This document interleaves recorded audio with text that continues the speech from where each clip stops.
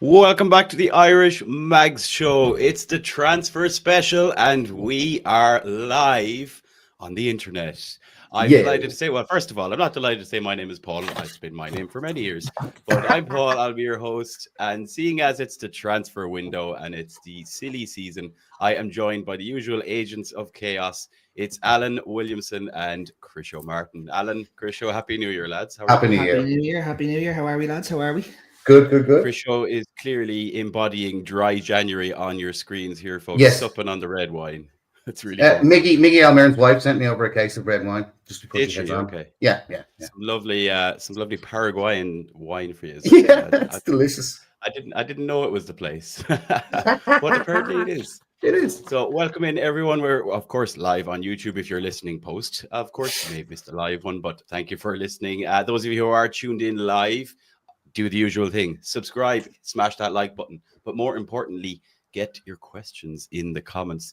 We are going to be focusing mainly on transfers, transfer rumors, players that we've been linked with. If there's any players you want us to talk about, do put them in the chat. Or if there's any rumors you've heard from all of the sources, good and bad, again, fire them in chat and we'll be going through them. Absolutely. We're going to work our way through, let's say, the first 11, talk about roles that we might be looking to fill, talk about players that may also be on the way out. Chriso has just alluded to one possibility, especially when there's red wine floating around. And we are going to do a little spotlight on an Irish player who apparently will be joining the club at the end of the month. So we'll be coming back to that very shortly. Lads, before we dive into it, Alan, I just need to start with your reaction. I just need to gauge, how are you feeling about this sentence? In the last week or two, we've gone away to Old Trafford. We've gone away to the Tottenham Hotspur Stadium. We've gone away to the Emirates Stadium. 9 points, smashing all around us. Newcastle are class. How are you feeling? Absolutely unbelievable. It's unreal. Like, what else can you say about us? 7 wins in the Spain. When was the last time we could say that? It's absolutely unreal.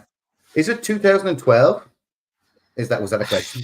Sorry, did I get that wrong? I was going to say, no, it's 2025, Chriso. I know you're drinking wine, man. You probably were in 2020. Oh, I think it was either 2010 or 2012. One or the other. I think we got 7 wins on the spin. A long time ago. I think it was a party time. It's crazy. And the big thing here, I mean, obviously some huge wins, huge performances. But we actually have, I mean, parking, I suppose, that the fact that we have Arsenal to come in the second leg, even though that'll be an easy game. We do have quite a nice run coming up. So, like, it's unbelievable to come through that December, come through that 6-week period. It's a massive game. It started really with that 3-3 draw against Liverpool. And, you know, during that time, Liverpool, Arsenal, as we said, Spurs, Villa, to get all those wins. And now we're going into a run that includes Wolves, it includes Bournemouth, it includes Southampton, it includes Bromley, Fulham. There's time for more, I suppose, is my point here. And we don't want to get too excited, but could we be looking at 12 wins in a row very shortly? Who knows? Yeah. Why not? Why can't we? Exactly. Yeah. We're always very positive here. I can see we have people in from the Orlando Mags. Greetings to the Orlando Mags. No idea what time it is there. Probably earlier than it is here, but it might be too early for wine, but it's never really too early for wine, Chriso. Never. Up the Belfast Mags as well. John in, that was Roger. By the way, John in from the Belfast Mags as well. We're all here for a good time for the transfer show. Right. We're going to crack in. As we said, get your questions in chat. If there's any players you want us to talk about, any rumors you've heard. We're just going to start off nice and easy, which is a rare thing, I would say, because we're going to start with Chriso.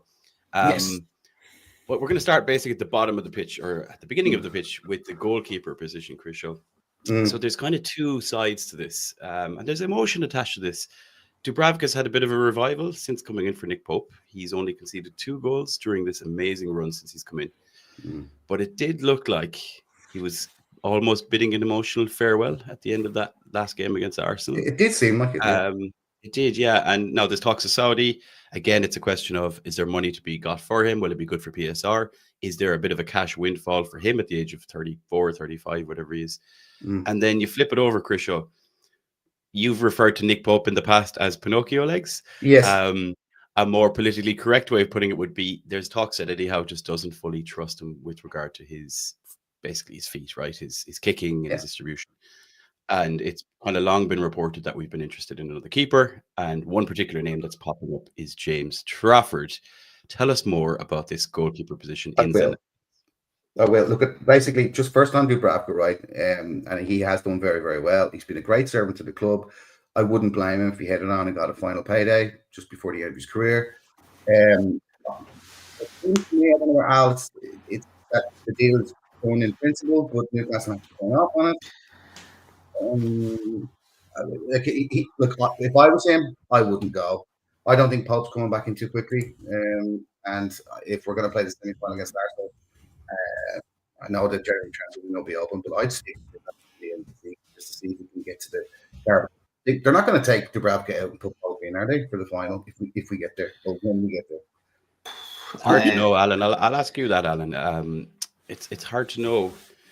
Basically, is Nick Pope the future number one? And when I say future number one, is Nick Pope the number one for the rest of the season? There's a question.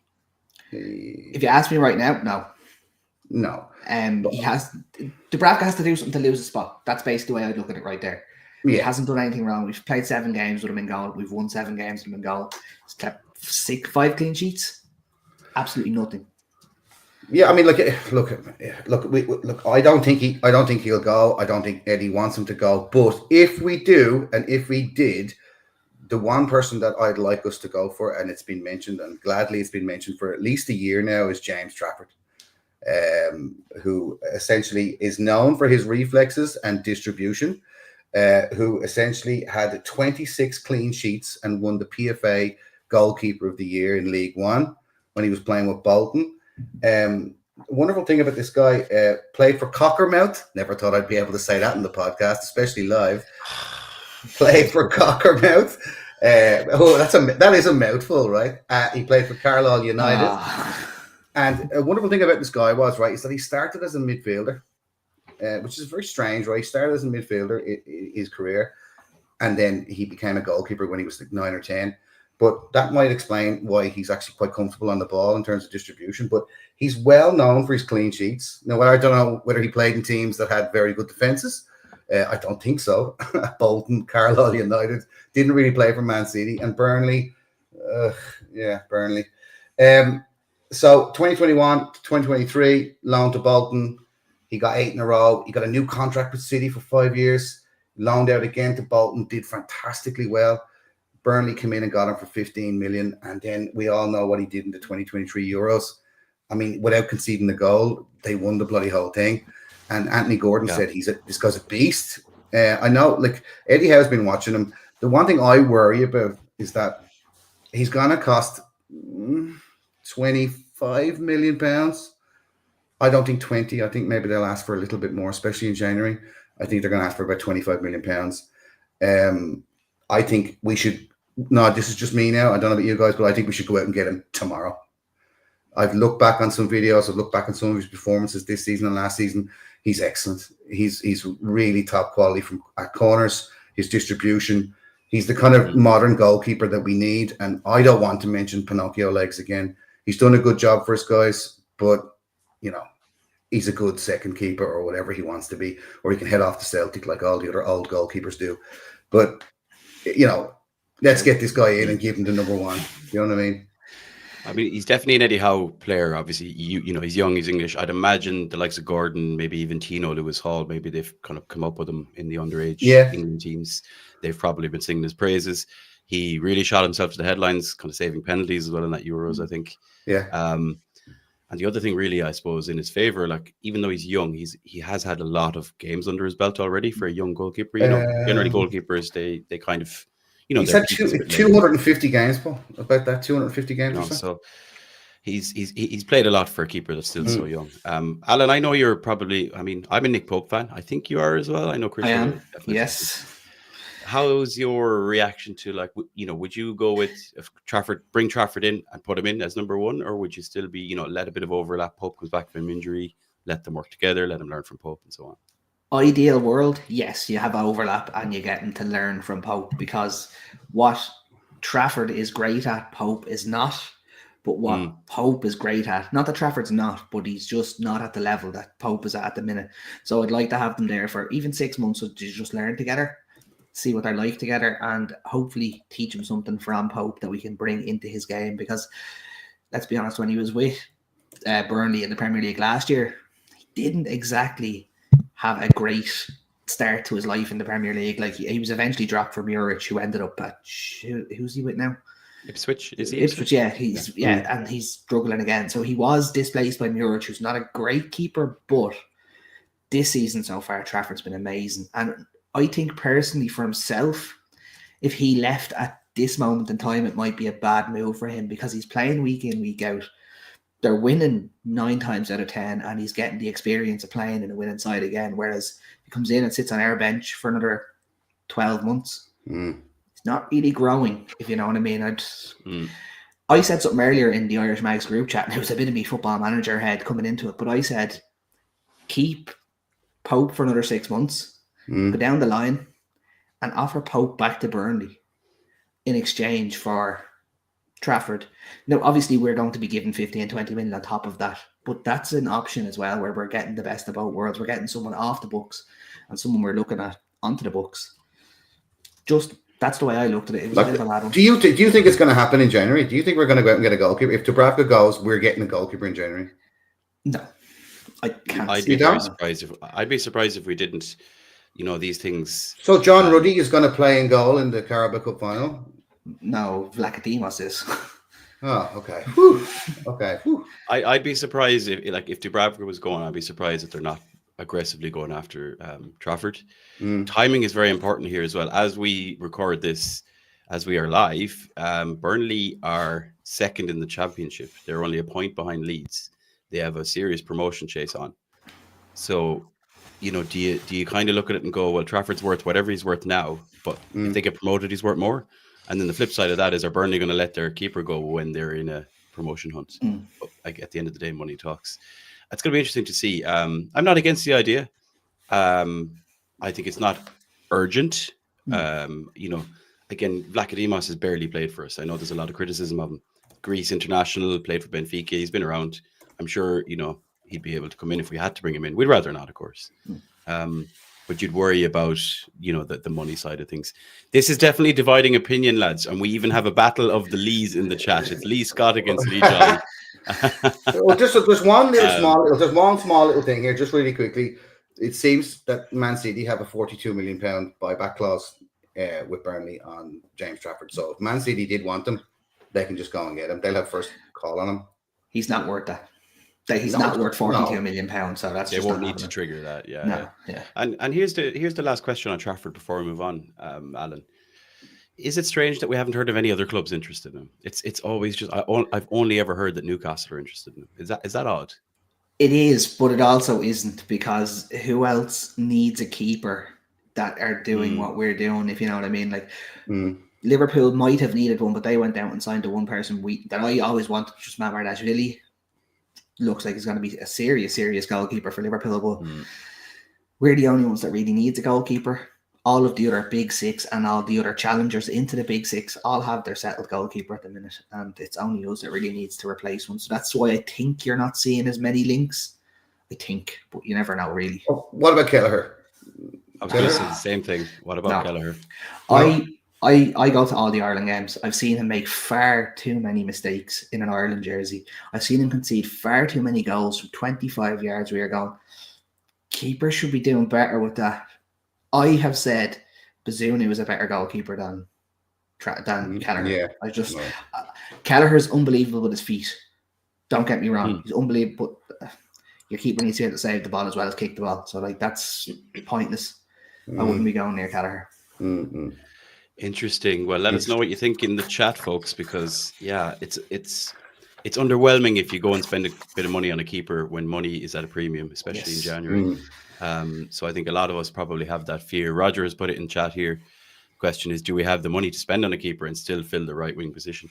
This is what we're going to go on to, I suppose, is, you know, are we actually going to go for some outfield players and specifically that right wing position?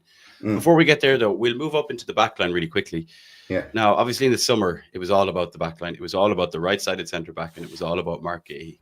And I think it almost vexed the fan base in terms of, you know, Paul Mitchell came in, he did a little kind of a interview, he spoke to a load of journalists, and he kind of talked about the model, and he was alluding to, you know, we need to be smarter, we need to look for value, we need to, you know, look at what teams like Brighton are doing.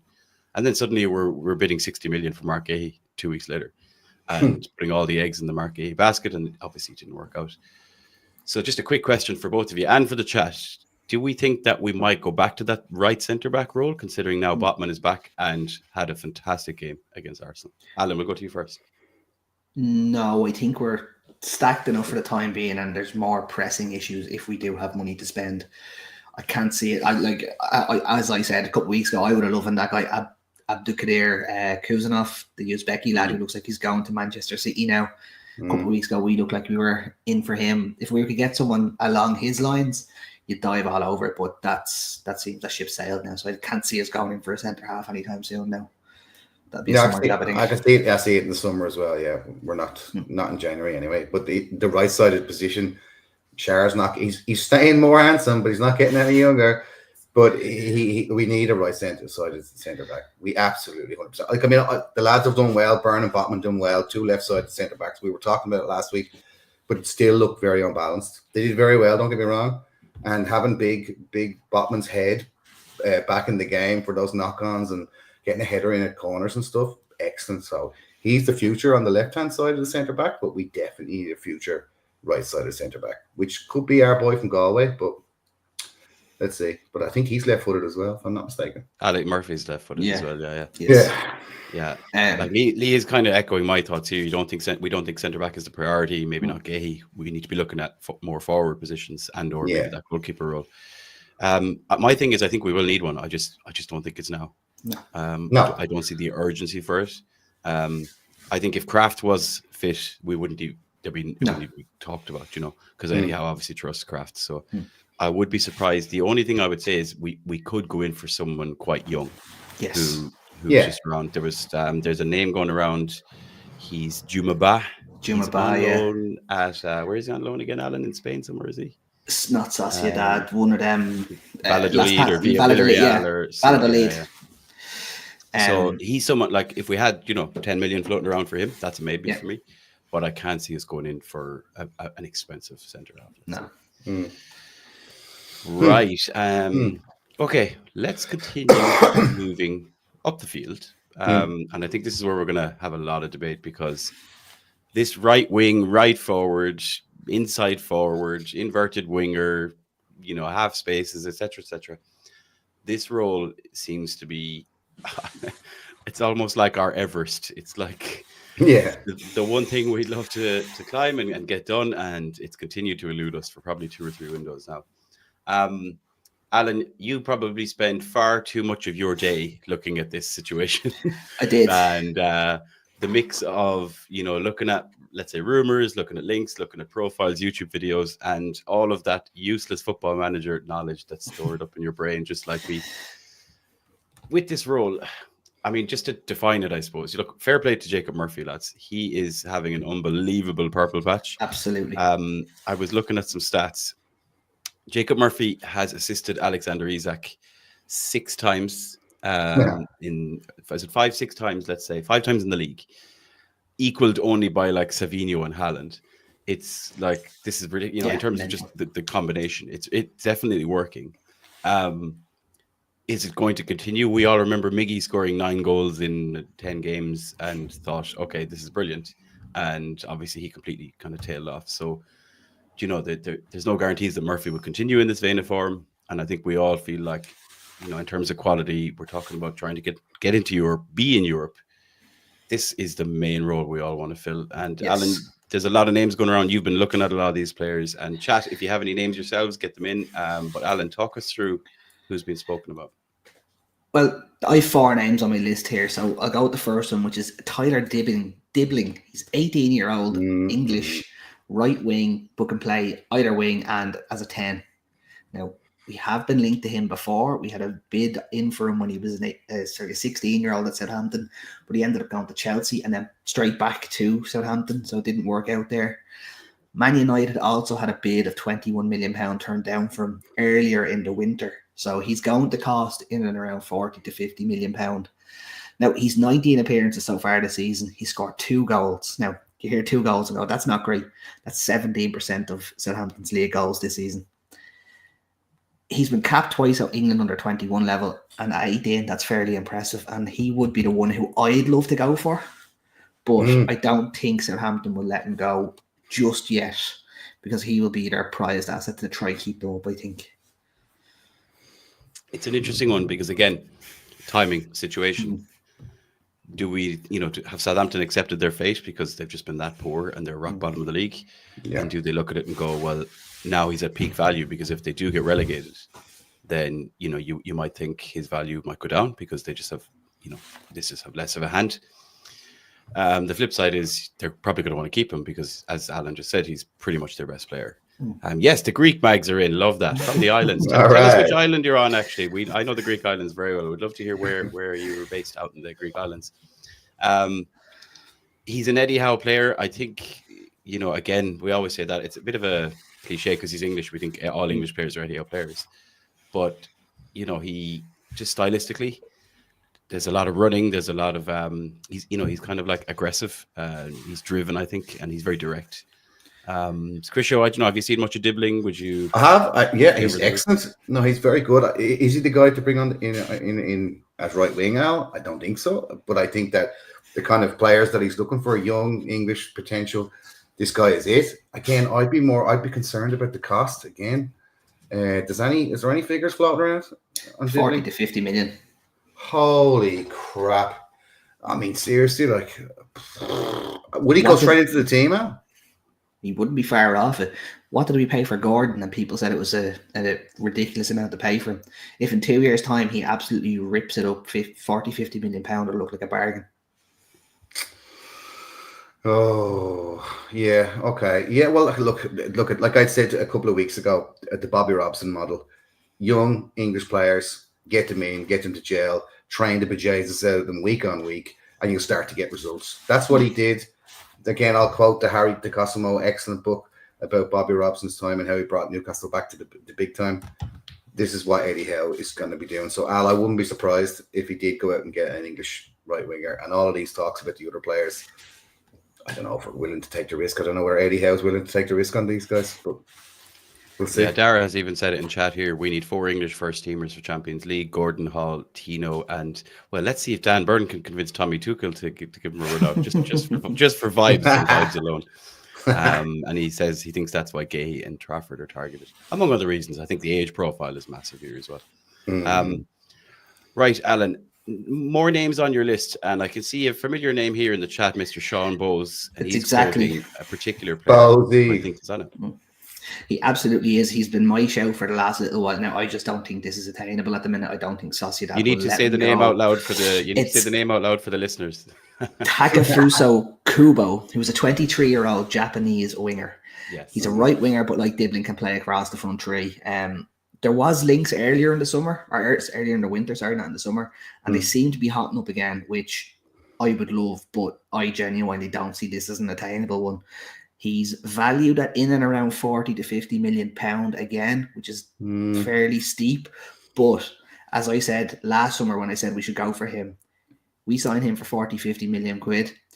We sell 30 million pounds worth of jerseys in Japan alone, and it breaks us into the Japanese market. It's a massive statement signing because he is one of the poster boys of Japanese football, and that's something that clubs have done. I could see it happening if we were going down that route, but I don't think at this moment in time it will. But what a player. He's unbelievable. We get 16 million for Almiron for Miggy, or 15 million for Almiron. Then we won't. We probably won't even get that now. No. If Miggy was playing, if Miggy was playing regularly, you might, but the fact that he's barely getting any minutes kind of drops his value down fairly quickly, as does his age. I like this player. I've seen a lot of him. For anyone that doesn't know, he obviously started his career in Japan, but Real Madrid snapped him up pretty young. He didn't really get the breakout he wanted. He had a couple of loans, but since he's been at Sociedad, and they're a really good team to watch. Yeah, he's been brilliant. I've heard a lot of different podcasts where people advocate that he would be an example of a Salah replacement. My view is simple on this. If we're going to fill this role, if we're going to spend money on this role, there's no point spending 25 million, 30 million on it. This is a role you need to spend probably 50 million on, like we did with Gordon. Like if we're going to bring in someone, we need to bring in someone who's ready, who can contribute to this European charge, and or when we are playing European football. And this guy has done it. So I'd be all for it, definitely. But again, it all comes back to money and timing, as it always does. But I do like the fact. Obviously, we've made a concentrated effort to do things in Japan in the past, so this would fall into that kind of narrative as well. Well, the weird thing about it is, right, is that Real Sociedad got him from Real Madrid, right, for what, 7.5 million euros. His termination clause with Sociedad is 60 million for the player rights, and Real Madrid have 50% capital gains on any future sale. So it is a bit of a complicated thing, whatever deal Real Sociedad and Madrid did. And that's why he's now, as of December, gone up 10 times what he was purchased for, to 65 million euros, nearly 70 million euros, 60 million pounds, which is, Jesus Christ, lads, do we have 60 million pounds to spend on 23-year-old Japanese right winger? I don't think we do. I really don't think we do. We don't if we go and spend 20 on a keeper or 25, or you know what I mean? So Yeah. I think that's where it's a decision to be made. But you know, the fact that Murphy is playing so well, it might be very easy for them to say internally, well, look, Murphy is enough until the end of the season.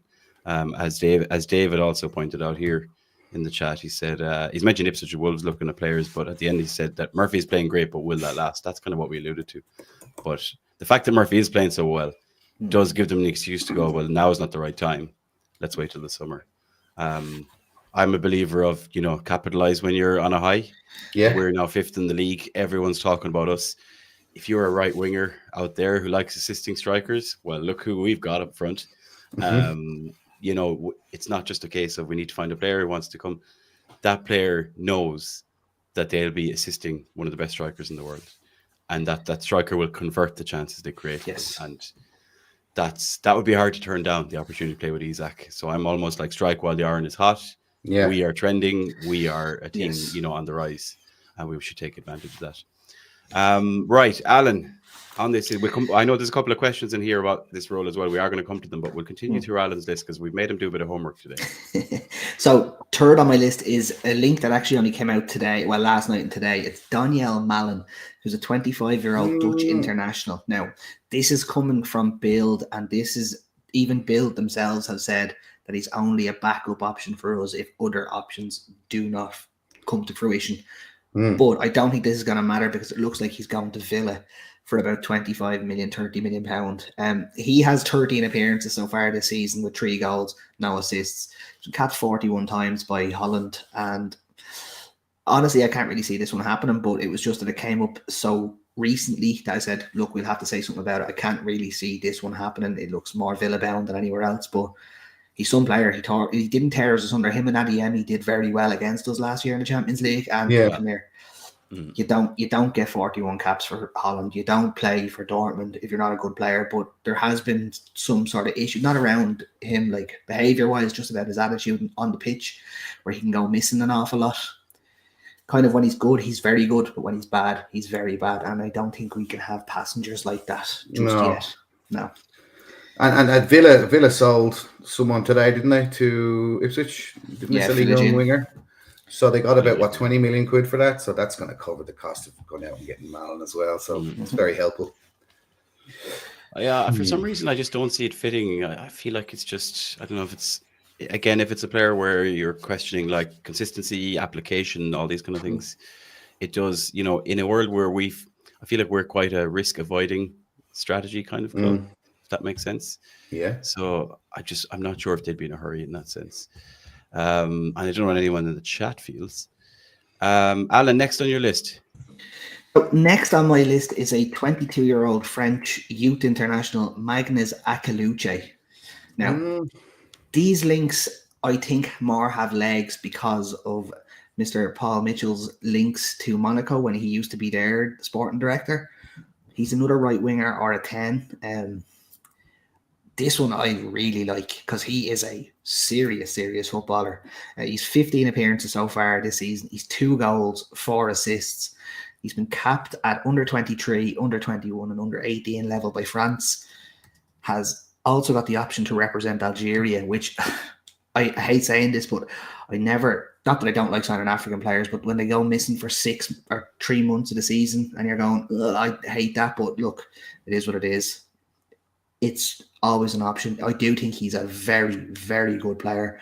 And might be a bit expensive now, considering he's valued at about 40, 50 million as well. But with Mitchell being there, it could be a link. It could be a link. Mm-hmm. They do like selling players in Monaco. Yes. They have no hesitation. I think they are very realistic about who they are. They know they're probably unlikely to win the league.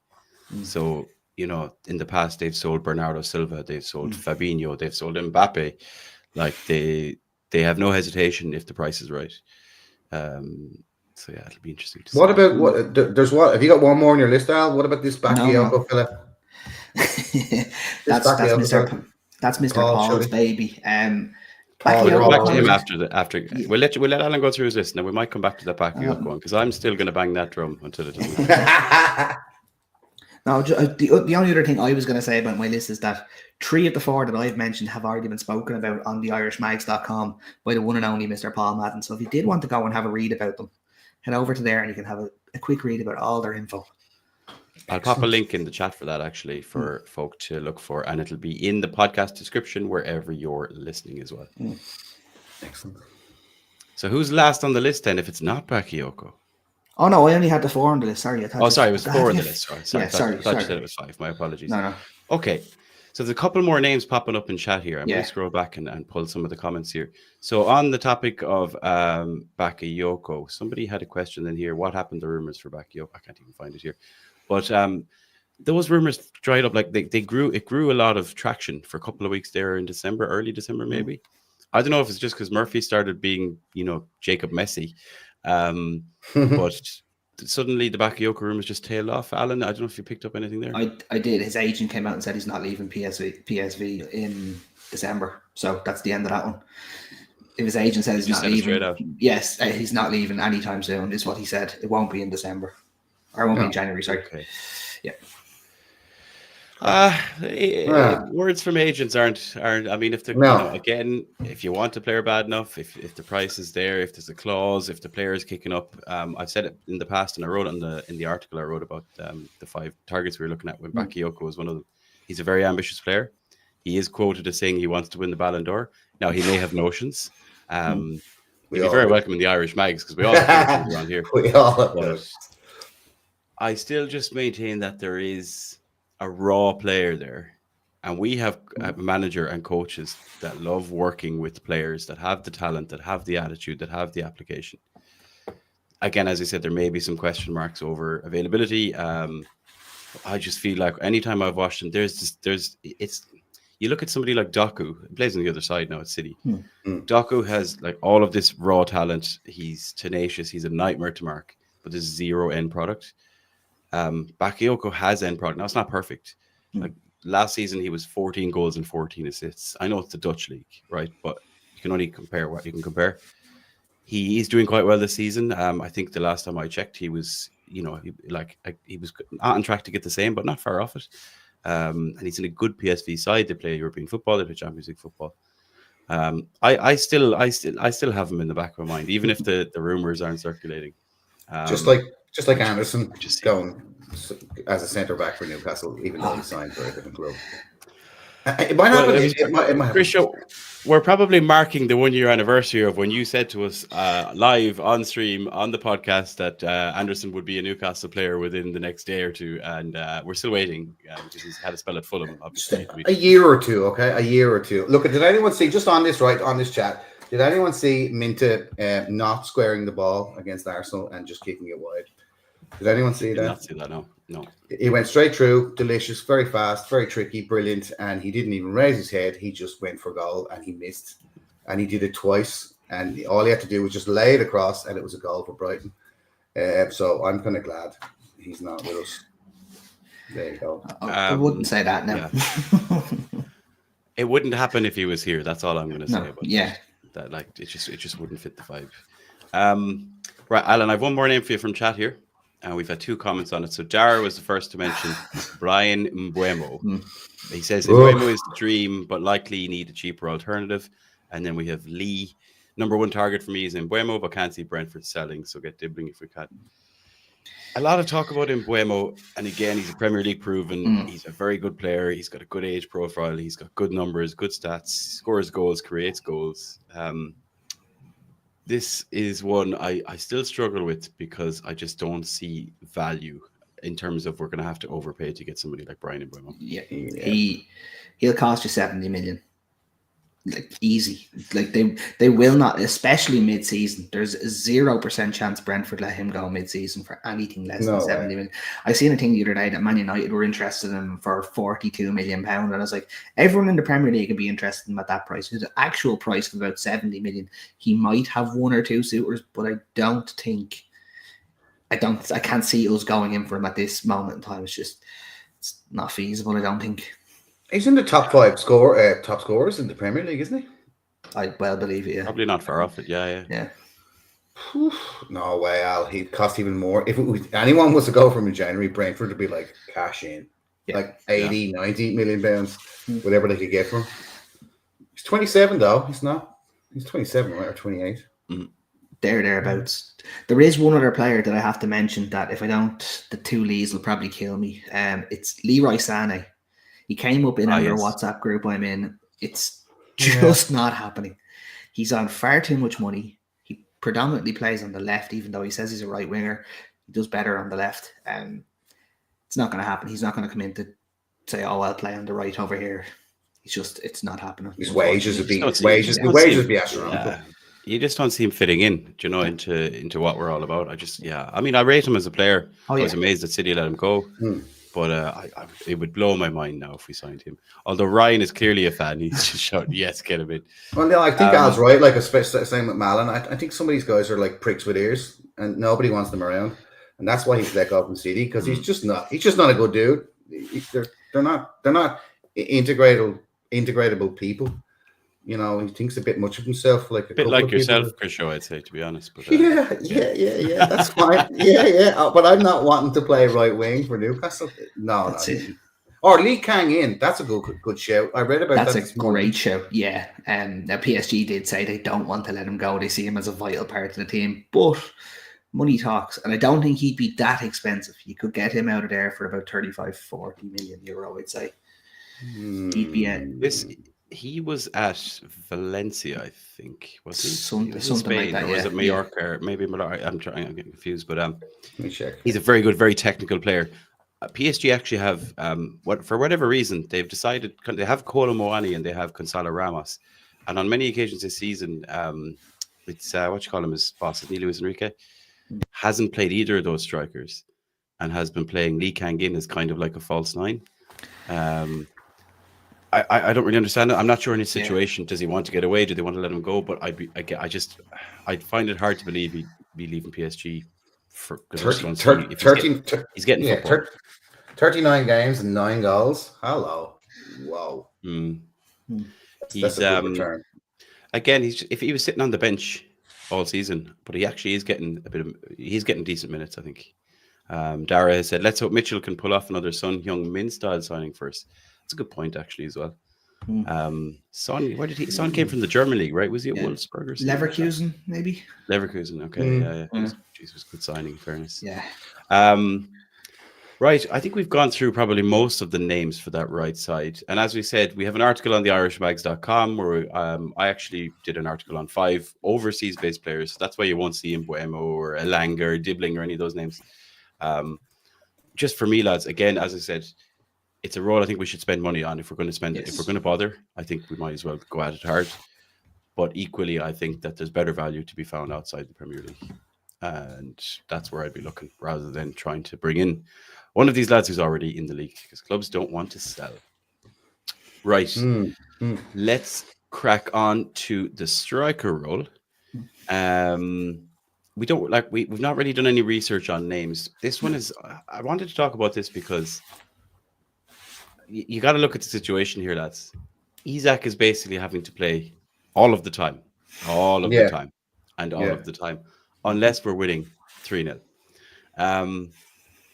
I suppose, question for the chat, question for you, lads. Krisho, do you think we're even looking at it, or do you think we're fine with Isak? Gordon can cover him if Isak's not playing. Osalu's there for, the small minutes. There's no Callum. If Everton hadn't sacked Sean Dyche at 4:25 today, we would have been looking at getting Dominic Calvert-Lewin in on January however it was to be. I think there's either 6 months left in his contract or whatever. Al, I know you're shaking your head here, but Eddie likes him. We didn't get Dominic Solanke. Tottenham went out and paid a smashing fortune for him. You can kind of see now a little bit why he was looking at Solanke. Fair play to him for doing so well at Tottenham. Dominic Calvert-Lewin is the kind of player that he's looking for. And I mean, I would be very underwhelmed if we got Dominic Calvert-Lewin. I'm really not sure why. He's all behind Wilson coming back in, maybe being okay in March, maybe to finish off the season to help out. Asula, if he doesn't get a chance to start against Bromley, I'm not even sure what he's doing here, to be honest with you. We have to give him a chance, Alan, to play at least from. I know you were saying in the group that if he plays badly, his confidence is shot. I said that as the devil's advocate. I think he should start against Bromley. Let's be honest. Like if you can't start him against League Two Bromley, when can you start him? If he's good enough to get 20 minutes against Man City, why isn't he good enough to start against Bromley? So I give. What is it that they're saying? You see with Jacob Murphy. Christ almighty, he used to play for Norwich City. He was a headless chicken, for Christ's sake. And he gets trained under Eddie Howe for 2.5, 3 years. And now look at him. He's like a skinny Nobby Solano. I mean, he's brilliant. He's doing really, really well. PFA player of the month, possibly. I mean, if Eddie Howe can do that, I'm kind of hoping Asula is the backup for Isak next year and legitimate. We can count on him. But in that interim, Wilson has to go and get sold. And we do have to find some kind of English solution here, an English player, and I think it's Dominic Calvert-Lewin. I really believe this, like that he might be coming in either right up to the end of January, or he'll be coming in at the end of his contract with Everton. There's a couple of advocates for DCL for Dominic Calvert-Lewin in the chat here. We've Sean saying that he'd be a handful, for any defence, he'd be good in a decent team, let's say. And we've the Clon lad as well, who said that DCL is better than Oslo, which is probably fair enough. But I'm kind of, I don't know. I think Dominic Calvert-Lewin's best football is way behind him rather than anywhere in front of him. That's how I feel about it. What you're offering Calvert-Lewin, offered as it says there, Jonathan David. You can get him on a pre-contract agreement to come in the summer, or go in and offer Lille £10 million and say we want them now. Take the £10 million, do something with it, come back and see what you say. Because there's an option, because he's 6 months left in his deal. Now he will want a fairly hefty bag of money, I think, every week, which is where I don't think we will be able to compete. He kind of looks he's going to end up at Chelsea. I don't even know if they're linked to him. He just looks like he's going to end up at Chelsea on 200 grand a week and not playing very often somehow. I do think he's going to want a lot of money, and that's where we won't be able to compete with other teams like that. Who's the Swedish guy that plays in Portugal? Gyökeres. Now, obviously, that's 60, 70, 80 million pounds or something like that. But he plays with Isak for Sweden, right? Two of them up front, right? Okay, I'm just shouting out a dream, man. I'd love if we were able to forget PSR, just to go out, hop over Arsenal and just go, no, we'll take him, thanks. You're not having Isak, and we'll take him. Thank you. That's the dream team to have. I think you'd be looking at 80. The talk is 80 for him. I think he has 100 in his contract, but I think Sporting would probably take about 80. I mean, there is some talk that he doesn't really have much. He used to play for Coventry, lads, and he was was he at Brighton for a bit? I think Brighton. He was on loan at Swansea as well. Played 11 games on loan for Swansea and didn't score. Talk about a late developer, no more than myself. But I think he has said that he doesn't really have much interest coming back to England. I think he likes the sun, probably. Yes. So I'd say it'd be hard to get him out. The only thing I'll say about Jonathan David is, again, same question I asked you, Alan, earlier. Why is no one else, why hasn't it happened for him yet? Why hasn't someone triggered the value? The fact that he's got, West Ham were mentioned, Chelsea have been mentioned, everyone's mentioned, but no one's done it. I make the joke every time. Fabrizio Romano gets paid per tweet for mentioning that Jonathan David. The last 5 transfer windows, there's at least 15 clubs linked to him, but that's purely because of Romano. I don't understand it. It's a weird one. He kind of comes across as a bit of a Morata, where you're like, is he a money laundering player? Where he's like, he's not actually that good, but teams just keep going for him because they can get rid of money. I don't understand why the move has never happened, because he's not a bad striker by any stretch of the imagination. He's doing well over in France, but he hasn't got to kick on. Look, guys, 162 games and 82 goals. I mean, wow, that's a pretty good return, right? But I think that Record again, is, there's no question. Yeah, the record is good. The player is good. Yeah. It just interests me that a player with such little time left on his deal. If he doesn't go this window, I'd be surprised. And if he doesn't go, then I'd also have some big worries and concerns. Yeah. Like, why isn't anyone taking this player? Is there something we don't know? Right. We'll continue on. We're going to talk about outgoings as well. There's a couple of questions in the chat. I just wanted to touch on one particular player. And lads, you know me. I have been harping on about Alex Murphy just mainly because of the Galway connection. Because I'm from Galway, he's from Galway, and it's just such a buzz to have a player from Galway playing for Newcastle. Just it's the dream. It's like little 7-year-old me who thought maybe one day he could play for Newcastle before he wouldn't kick snow off a rope. Kyle Fitzgerald. So for those of you who don't know, folks, Newcastle have agreed a deal to sign Kyle Fitzgerald. At this moment in time, he is 17 years old. He plays for Galway United. He turns 18 on the 28th of January. And on that day, he will become a Newcastle player because, drum roll, Brexit means Brexit. Yes. And players under the age of 18 can't move to their club until they turn 18. So we said we'd just kind of talk a little bit about Kyle Fitzgerald. Obviously, he's Irish. We're the Irish Mags. Why would we not? I've known about this guy for a little while. He's from Galway. He's from a place that's probably about 20 minutes from where I'm sitting right now. Originally Clare Galway. He played for Merview United. It was quite a well-known Galway club, Irish club. Ryan Manning came through there. Greg Cunningham came through there. Aaron Connolly came through there. So quite a good reputation. He joined Galway United when he was like 14 or something. Like he's been in the underage for Galway United. All the way through. 14, all the way through. And he's played for Ireland from, I think it's 15s all the way through to where he is now, which I think he's in the latest under 19 squad. He was in the 18s as well. So he's left-footed. He kind of plays on the wing, but so the way I would look at him is in his own age group, he actually plays a lot of central roles because he's strong, like he's good enough to do it. But I would imagine once he kind of starts to play real senior football, he's only been capped twice for Galway United's senior team. You'd be looking at probably a winger of sorts. It'd be interesting to see what position he ends up in, for his career. Because again, he's left-footed, but he has been playing kind of on the left. You'd imagine someone like Eddie Howe might look at that and go, get him over on that right hand side and get him cutting in as quick as possible. But there's some highlight reels. I've actually written up a blog. It's live on the irishmags.com as we speak. We haven't even tweeted it out yet. But those of you listening or in the YouTube chat, you can find it on the irishmags.com. Because I was doing a bit of research on him. There is a highlight reel online of some of his goals that he scored. And there's one in particular, lads. He picks up the ball in his own half from a pass. And he beats 3, if not 4 players and just smashes it into the bottom right-hand corner. Like he just outpaces. Now, again, it's 16s football, right? But he literally breezes past 3 players and who you can visibly see are a lot bigger than him because he's not a tall man. No, he's not. No more than myself. But I really like to look at this player. Wolves were linked to him last summer. Brighton, I think, we're also looking at him.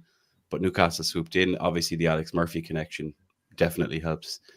And it's just from an Irish Mags perspective, lads. Kyle Fitzgerald, Alex Murphy, Cathal Heffernan, Rory Finneran, and Rhys Byrne. 5 young Irish players at Newcastle. Gone are the days of Jeff Hendrick and Kieran Clark. Hey, Jeff got mentioned. Jeff. Do you think we could have a little affiliation going with Galway there? We've gotten Murphy out of them. We're getting Fitzgerald out of them. We have Larne up in the Northern Ireland League.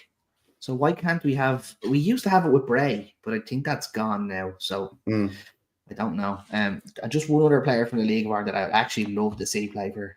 I think he means Mason Melia here. Pat's I think he's going to Spurs, though. He's going to Spurs, isn't he? I think he's going to Spurs.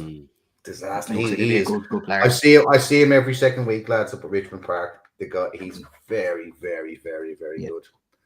I mean, it's such a pity we couldn't get him, but I don't know why we couldn't outlay £1.5 million to get him. But Tottenham got in ahead of us, unfortunately. It's the only time to do it. He has also played with Kyle Fitzgerald in the under 18s and 17s, 16s, and so on as well. So they know each other very well.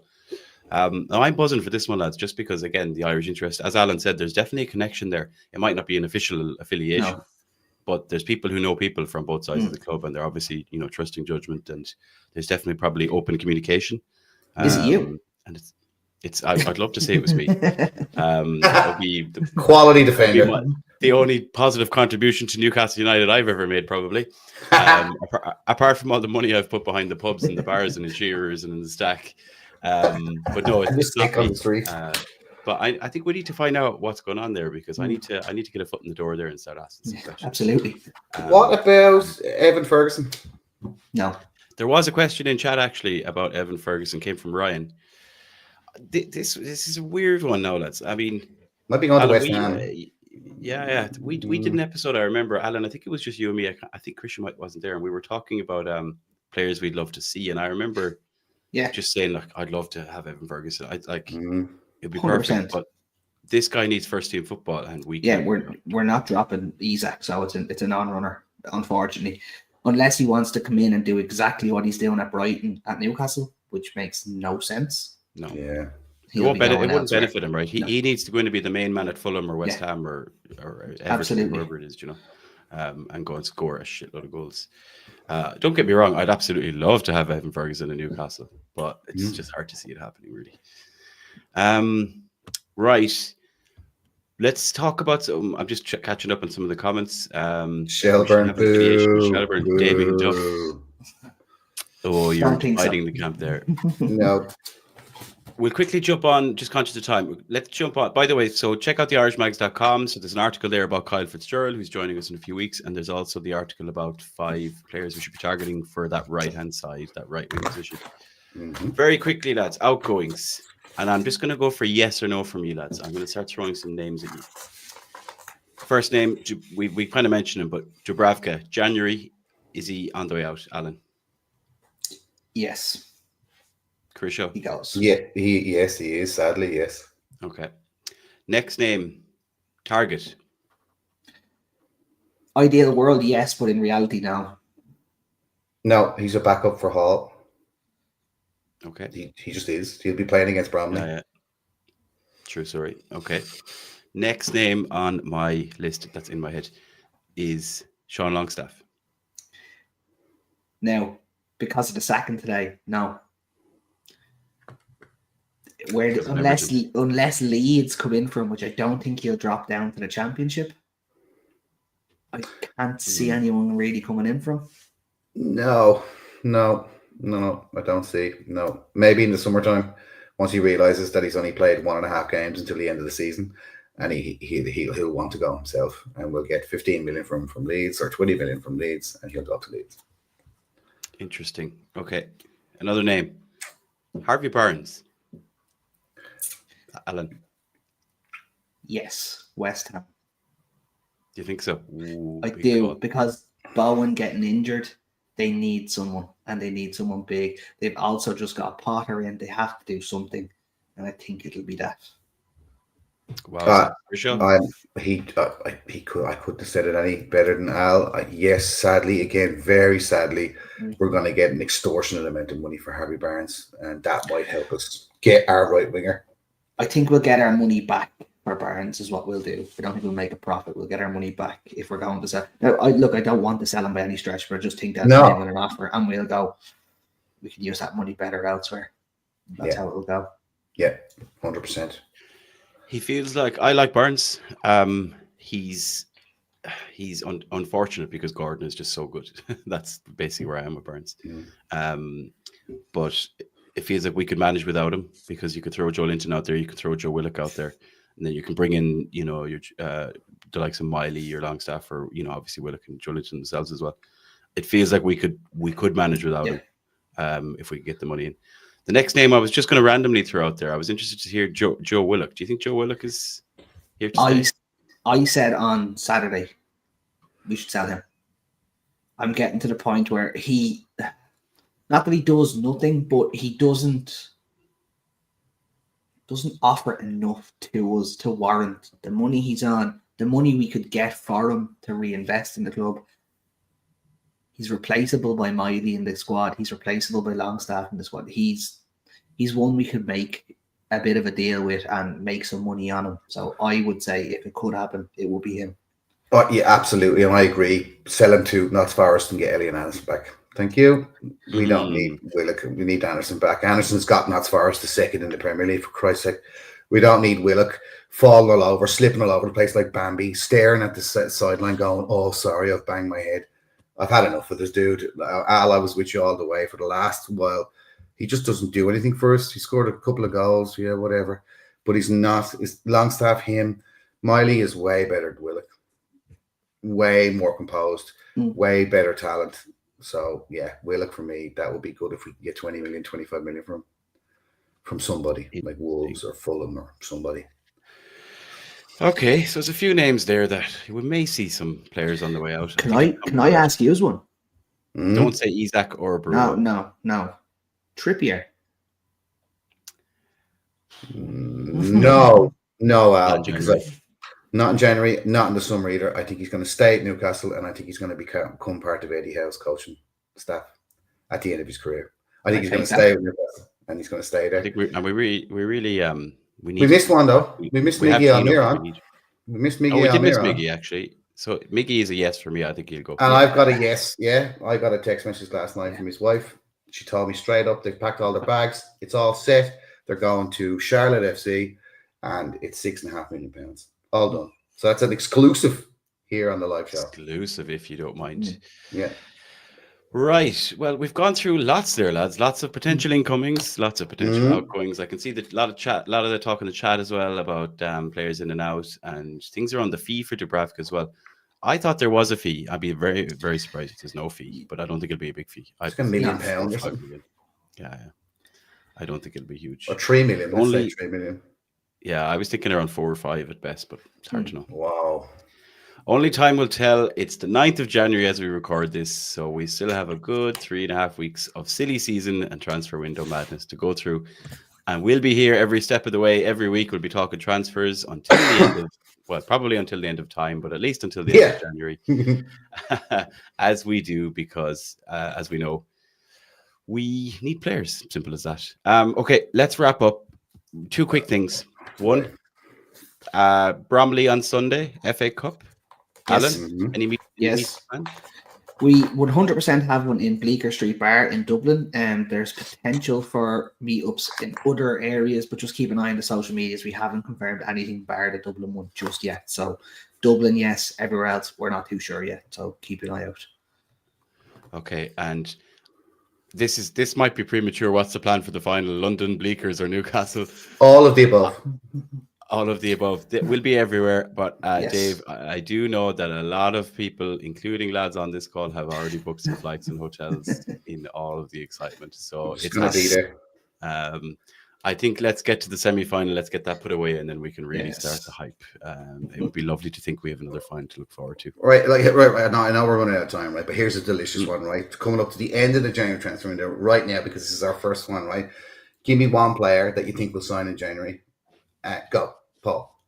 That you really do believe that we'll go out and get, because I have one, and I think that, and we'll revisit it at the end of January and see where we are. If I was going safe, I'd say Trafford. But if I want to play to the heart, I'm throwing Bakayoko back in there. Hey, Bakayoko. Right. Okay. Bakayoko for Paul. Al? I'll go with Dibbling, but I also think it'll be Trafford if it's going to be anyone. All right. Okay. And I'm going to go with DCL. Dominic Calvert-Lewin to get signed in January. You've made us end on a depressing note. But no, come on. No, come on. We'll leave it there, lads. We've been live for an hour. Thank you to everyone who's tuned in, for asked the questions, giving your comments and suggestions and players and all of the above. Plenty more to come, including matches, loads of games. And as usual, we'll be back next week. So until then, we'll say the usual. How are the lads? Slán go fall. And we'll see you all very soon. Thank you, Alan. Thank you, Chris. Slán a bhaile. Slán a bhaile, folks. Everybody have a good one. Bye-bye. Bye-bye. Bye-bye.